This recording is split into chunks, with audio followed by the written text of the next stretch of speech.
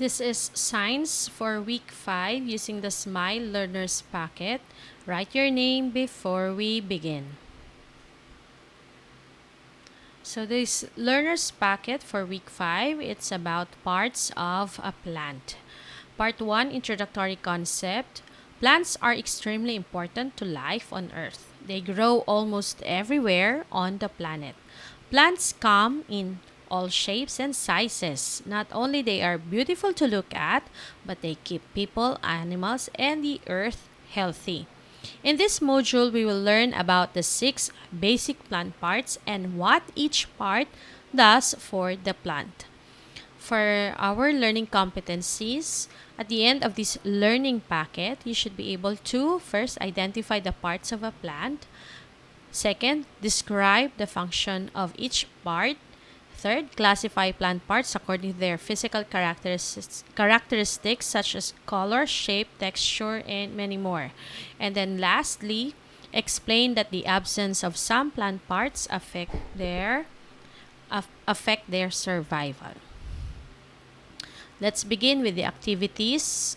Analysis, parts of the plant. Observe some plants in your place. So, pwedeng sa labas ng bahay or halaman ng kapitbahay will do. Choose one to draw and investigate its parts. So, try to also try to copy the color. Kung may leaves, anong color ba ng leaves? If there are flowers or any other parts, and then try to identify what plant is that. Pwede yung common name na lang. You don't need na baka mag-search pa for a scientific name. So, what is the common name of that? And after drawing it, so take a closer look at your drawn plant. Put a check if the following sorry for the spelling, following parts are observed, and put an X if not observed. So, it doesn't mean that lahat yan nandito kasi it depends on the kind of plant. So, after you have drawn it, so, are there leaves? So, put a check or X. Are there stems, roots, flower, if present, fruits, or seeds? So, depende kasi sa plant. So, not all plants have those complete plant parts mentioned. Pause para matapos itong first part ng activity. And then, what does each part do for the plant? So, you will be needing the last page of this module. Paliitin ko lang so that you would see which part I am referring to. So, on your module, you will be using the last page to complete yung page 3. So, cut this part or detach na lang para walang yung mga nagsosobra-sobrang part. So, you have to cut these 6 pictures. Yan. And then, this will be used doon sa page 3. I'll scroll it up. So, ito ang nasa page 3. So, yan ang kukompletuhin. Okay, paliitin ko lang na wag masyado naman malaki. Okay. So, you will be completing this cut and paste activity. Direction, match the plant part picture to its correct function. Cut the pictures which is found on the last page, yung pinakita ko kanina, and paste it on the box. So, from those 6 pictures which is being described. So, it holds the plant up. Alin ba doon sa 6 pictures? Number 2, absorbs water and nutrients from the soil. Number 3, makes food for the plant. 4, colorful and attracts insects.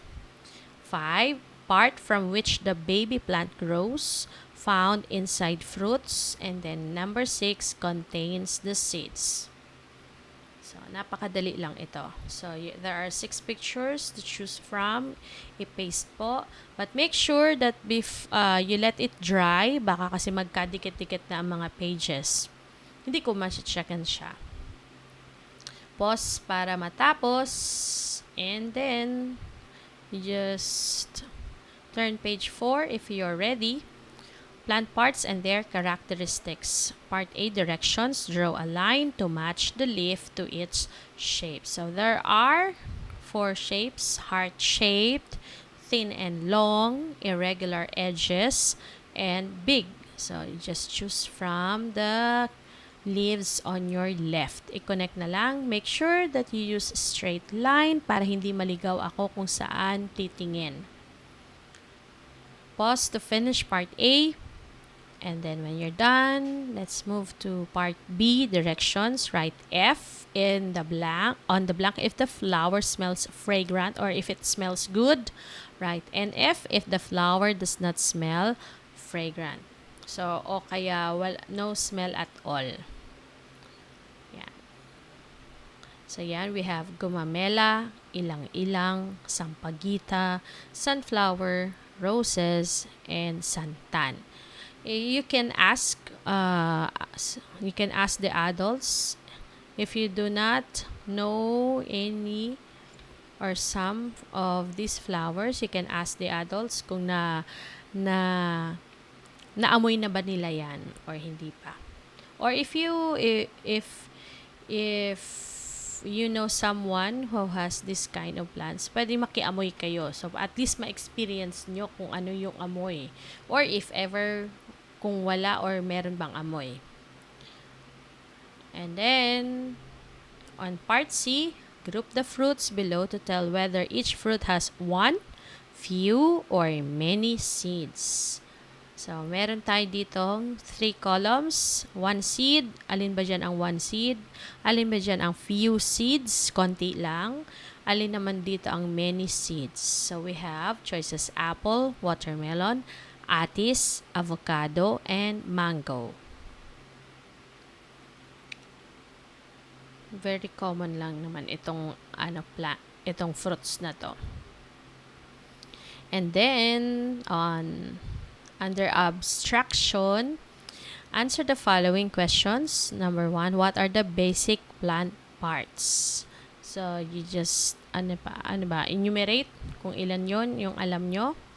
And then, number 2, what does each plant part do for the plant? Use short answers. And then, number 3, in what ways do plants differ? Paano ba nag-iiba-ibang mga plants? Just mention 1 or 2. And then, number 4, what would happen if a plant part is damaged? Pause para makumpleto ang answers for these questions. And then, before we move to remember this, I'd like to share to you the presentation that I used when we had our face-to-face classes 2 years ago. So the plant and its parts. So ano lang to para extra input or extra information if ever there some were not mentioned in the under remember this. Okay, so ito yung song pero we are going to skip this part. So ito naman. So what are the parts of the plants? So we're going to find out. And then, do they have the same parts as with the animals? Or do they have the same parts as with ours? Meron ba silang head? Meron ba silang upper limbs, lower limbs, and also the torso? So, meron din ba? Meron din bang horns kagaya ng carabao? Okay, so we have here, yan, we have choices A, B, C, D, E. So, different plant parts. Let's identify what are these. So, baka natatakpan lang tong letter B. Okay, so we have root, which is root or roots. So, it's letter C. Next, which is the fruit. Alin ba dyan ang fruit? It's B. Okay. By the way, this is these 5 pictures are are plant parts of a tomato. Okay, which is the leaf. So, yan itong pinakamadali. So, leaf. Pero if we are referring to only one, it's called leaf. But if it's many, we call it as leaves. Next, which is the stem. So it's letter D.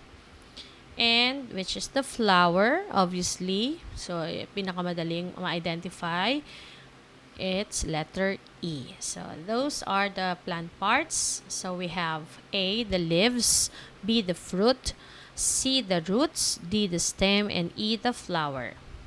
Okay, now let's identify the plant parts. So what do we call A, yung may lines? So it's called the flower. What do we call the B, yung nasa, it's called fruit. What do we call C? So based on what is being pointed at, it's called the stem. And then what we call D, it's called, yung leaf dapat yan because it's only pointing at one. But if we're pointing at more than one, it's called leaves. And then the last part is roots. So dito, for this illustration, kompleto siya. Ano po? Okay, next, how about a tree? So tree is also a plant. So what are the parts of a tree? So we have choices: root, fruit, branch, leaf, and trunk. Okay, so we have the leaf. Yan, we also have the branch. So branch, para siyang stem, but it's stronger, woody na siya, and then bigger. Okay, next. This one is the trunk. It's like a stem, so a big, parang main stem siya. And then for a tree, it's called a trunk. And then we have the fruit and then the root. So may mga ibang terms lang when we are referring to trees. Next, what are you going to learn today? So how each part works, how it helps the plant to grow well. So because there is a question mentioned under abstraction. Ano bang mangyayari if a plant part is damaged or not present? So we're going to find out. Okay, let's begin with the plant parts. So we have here, look at the illustration. So itong on your left, it's a tree, and then on the two other pictures, it's a small plant, a growing plant. So this plant part is what you call the roots. And what do the roots do to the plant? So it holds the plant in the soil. So syempre, kailangan may makakapitan. So kagaya nito, so kung without the roots, baka yan totally totally down. But because of the roots, nakakapit pa rin siya. Next one, it acts like straws. So, di ba? Pag straw, may hihigupin. That's what the roots do. So, it absorbs water and nutrients in the soil. So, ito parang siya, diagram at what the roots do. So, parang siyang straw. So, it absorbs water and also the nutrients. Kaya kapag good soil, healthy soil, so the plants will grow healthy also. Okay. So next one, what plant part is this? So I started from the bottom. So next to the stem, next to the roots is the stem. So yan ang stem. Merong woody stem, merong parang soft lang siya. Okay. And for trees, we call them as branches. And then yung main naman, we call it as the trunk. Okay. What does the stem do? It supports the plant. So, parang siyang backbone, parang spine kung sa tao, para makatayo, para makasit upright, it needs its back, etong sa likod, yung backbone, yung parang sa vertebrates. And also, yan, kung without the stem, paano kaya tatayo ang plant? Okay, next. It carries water and nutrients from roots to other parts. So, kung if the roots, they absorb water, sila yung humihigop, yung stem naman, they deliver the nutrients and also the water to the other parts. So, yan. So, para magka-partner sila. Si roots, pinapasa niya sa stem. Taga-deliver. Okay, next.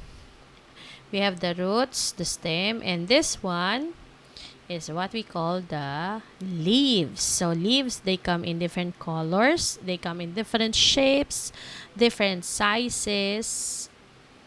Yan. So, what does the leaves do? It captures sunlight to make food for the plant, which we call, meron diyang parang magic that happens. We call it as photosynthesis. So, that's why it needs sunlight. Hindi po, dapat siya nasa labas para hindi mabilad, kundi maliwanagan. So, kasi pag nabilad, it's more of heat. So, ayaw yun ng plants. So, dapat much light. So, that's why we call it as photosynthesis. Photo means light. So, what does it do? So, parang siyang tagasalo ng sunlight. And then, after, parang may magic dyan sa leaves. So, they make food for the plant. Hindi sila, they don't need to be fed with food because they make their own food with the help of the leaves. So, what does it do? So, it captures sunlight. Tapos, to make food, kailangan niya ng carbon dioxide na galing sa animals and human beings. And then, doon, during the photosynthesis, may nilalabas naman silang hindi nila kailangan, which is oxygen. And that oxygen is needed by animals and human beings. So, parang nag-share. So, we give the carbon dioxide and we get the oxygen. So, what if one is missing? Ano mangyayari? So, pwedeng walang mabubuhay. So, without the plants, we cannot live. And without the human beings and animals, plants cannot live. So, yan ang nangyayari. What the leaves do para sa plants. Okay. So, next one. What plant part is this? They come in different color, different attractive colors, attractive shapes. So, minsan iba-ibang itsura. Just like this one. Ito. So, parang siyang mga ladies na nakabitay in gown. Tapos, ito naman. So, aside from may petal na single, may ipa pang design. Tapos, ito naman, they look like monkeys, but they are flowers. And this one, it looks like lips, pero flower siya. So, we call it as the flower. Ano ba ang role ng flower sa plants? So, what does it do? It is where seeds come from. So, tama. Yung tomato, bago siya nagkakabunga, bago siya nagkaka-fruit, it comes from nagiging muna siyang flower. I'll show you how it becomes fruit. So, yan. So, nagiging flower. And then, pag after maging flower, may tumutubo na siya na parang very small fruit. Tapos, nawawalan yung petals. It dries. They become dry. And then, soon, lalaki na yung fruit. And then, it attracts insects like bees and butterflies. And because of that, yung nandoon sa flower, naapakan ng bees and butterflies. And then, when they go to other plants, nakakatulong yun para dumami pa. Dumami pa ang plants, dumami pa ang flowers. So, yan. Because of the bees and the butterflies. So, sila ang katulong para maparami pa. Okay, and the last one, it's the fruit. So, fruit, different fruits. But not all plants bear fruits. Not all plants has flower. Not all plants have flowers. Tapos, hindi naman lahat may fruits. Okay, it contains the seeds. So, kasi ang some plants grow from seeds. And then, yan. Kagaya ng apple, avocado, tapos iba-iba pang fruits. And then, it helps in making new plants. So, tama. When you plant seeds, it becomes a plant. So, ito, bean. So, when it is planted, soon, it will grow its roots. Tapos, may stem. It pushes upward, palabas sa sa soil. And then, eventually, it becomes a plant. Okay. So, let's go back to our learning packet. So, plants, let's break it down. Okay, parts and their function. So, this time, it started with stem. The stem is strong and helps hold the plant up. Kundi, parang yung lulumbay. Hindi siya makakatayo ng maayos. Okay, it also lets water and nutrients flow up to the leaves. The stem is made up of many tiny tubes that extend to the leaves and roots of the plant. Some examples of stems we eat are celery, potato, kangkong, and sugar cane. So, may mga kinakain na tayong stems. And the next one is the leaves. Leaves collect sunlight, yung kagaya ng illustration ko, and make food for the plant. Leaves come in many different shapes and sizes, but most leaves are flat and green. So, flat siya para makakatch pa. Parang solar panel, naka-flat lang siya. Green leaves make food for the plant. Plants need water, air, and sunlight to make food in a process called photosynthesis. So, if I'd like to emphasize water, air, and sunlight para makagawa ng food. So, some examples of leaves we eat are pechay, cabbage, and spinach. So, may mga dahon na tayong kinakain. So, the green leafy vegetables, yun.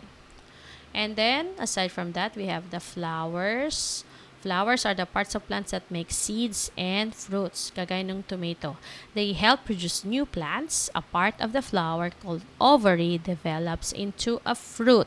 Some examples of flowers we eat are banana blossoms, masarap to, broccoli, and roses. Ang roses ginagawang tea. Oh, may natakpan. And they can attract animals like hummingbirds and bees. Flowering plants make our surroundings beautiful. So, it's better not to pick flowers. You just have to look at them. So, ano lang siya. Para mas maganda pa. And hindi malalanta. So, kesa sa if you're going to pull it out from the plant. Next, the fruits.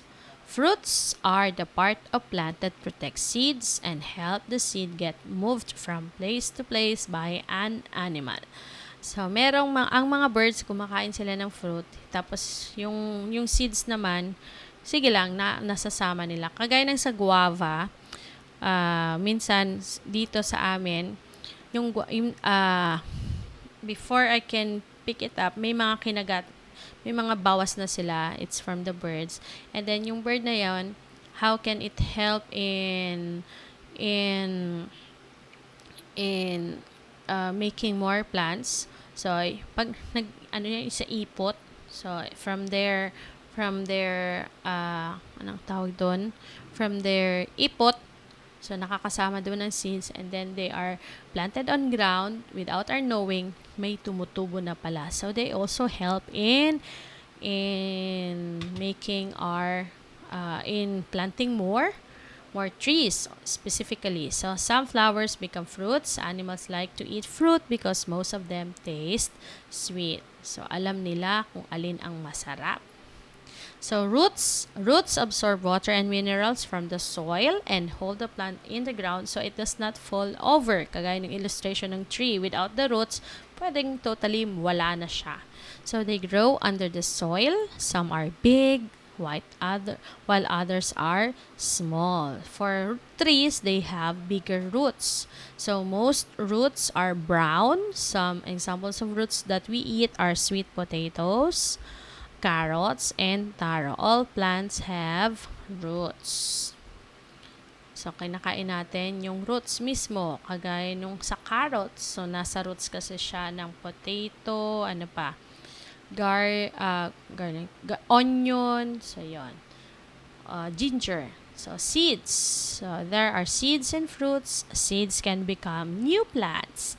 So the seed is made up of three distinct parts: the embryo, which will eventually turn into the baby plant itself; the endosperm, which serves as a food storage area for the seed to use as it first sprouts; and a seed coat, yung parang balat, which protects the seed from insects, disease, and moisture. So, naalala ko yon.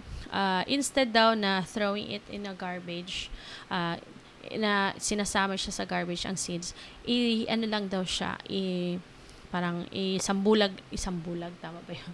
I-scatter lang sa ground, and then soon it will become plants. So, instead na itatapon. And then, let's move on to application.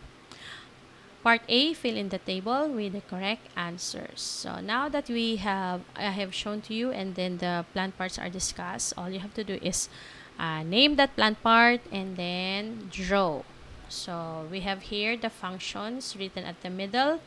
For the first one, it carries water to the leaves. Ano kaya yung plant part na yon? Write the word and then draw. And then second row, make food for the plant. Sino yung kumbaga, parang may kitchen, may chef sa plant. Anong plant part yon?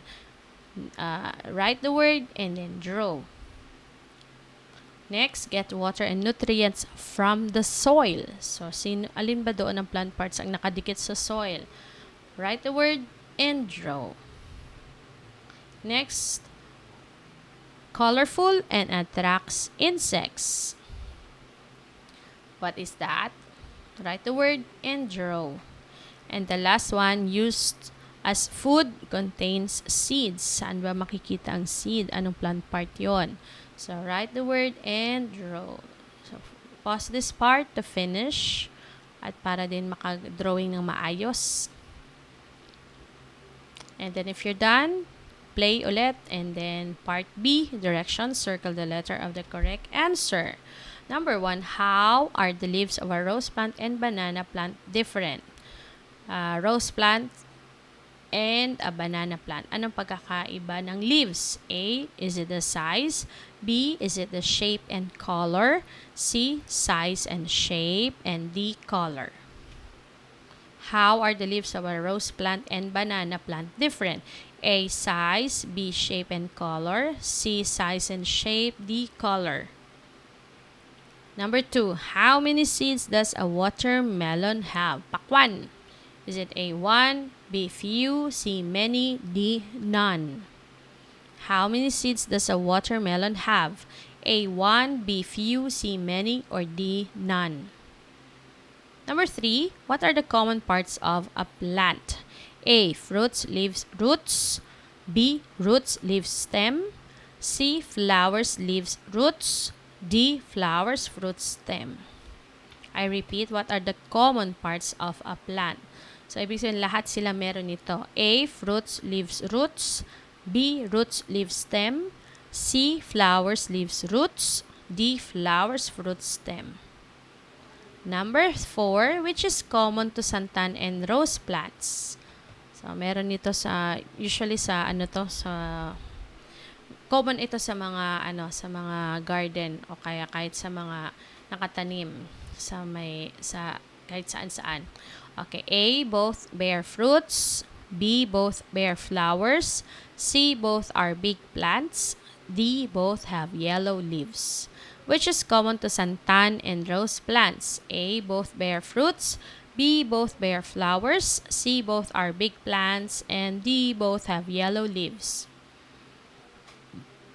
Number 5, what would happen if the plant's leaves turn dry and brown? A, it will wither and soon die. B, it will grow fast. C, it will produce more leaves. C, it will bear new fruit. What would happen if the plant's leaves turn dry and brown? A, it will wither and soon die. B, it will grow fast. C, it will produce more leaves. D, it will bear new fruit. And don't forget the last part, reflection. Congratulations for finishing this module. I know you have learned a lot. Doodle something about your learning. So what did you learn from the discussion about plant parts? Or any insights? Specifically, paano nagpapadami? Paano kaya magdumami pa ang plants, ang trees sa atin? So that's it. If you're pause para matapos itong last part. So this one was made by Teacher Sheena. And then this is the last part that you have to cut or detach from the module. So that's it. We're done. Goodbye.